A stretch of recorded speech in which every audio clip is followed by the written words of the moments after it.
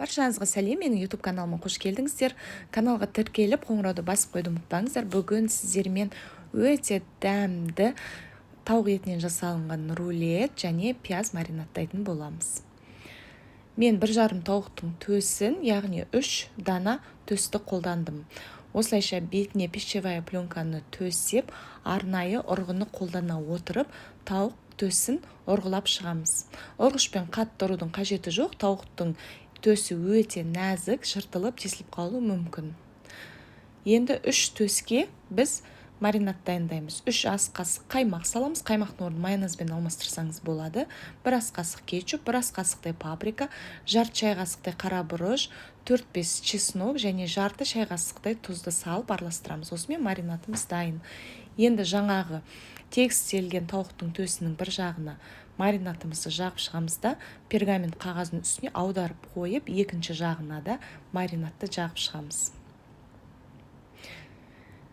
Енді осылайша үшінші төсімізді дайындаймыз да, дәл солай ұрғылап шығып, екі жағына маринадын төсеп, дайын тұрған екі төстің қатарына қоямыз.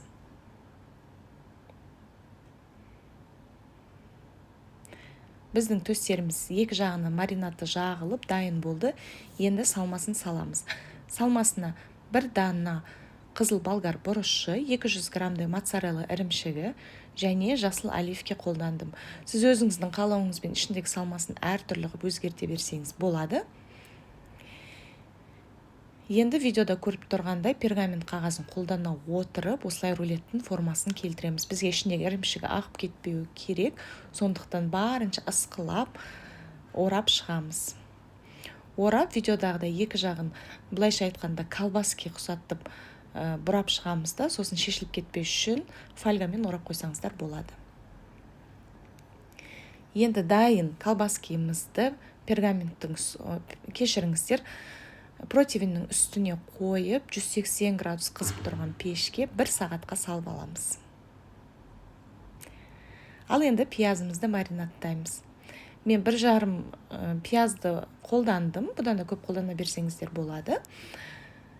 Турап шығамыз. Пиязды тураған кезде міндетті түрде видеода көрсетілген екіге бөлгеннен кейін біз ұзыннан тураймыз. Көлденеңнен турасаңыздар суы аз болады пияздың, соны ескеріңіздер. Енді пиязымызды 2 қайтара суға жуып шығамыз. Осылайша пиязымыздың ащылығын шығарамыз.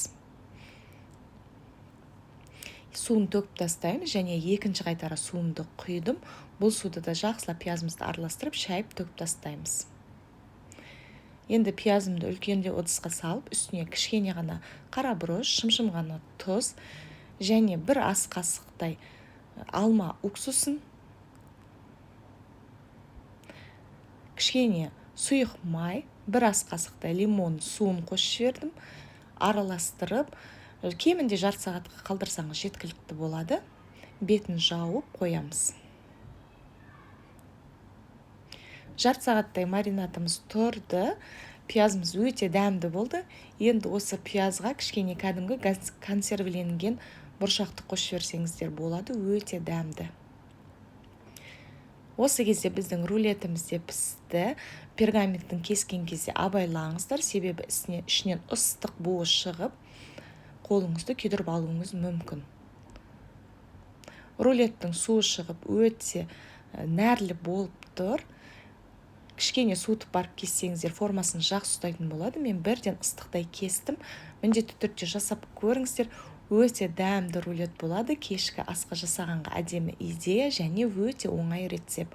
Баршаңызға ас болсын. Рецепт ұнаса комментарий жазып қолдап отыруды ұмытпаңыздар.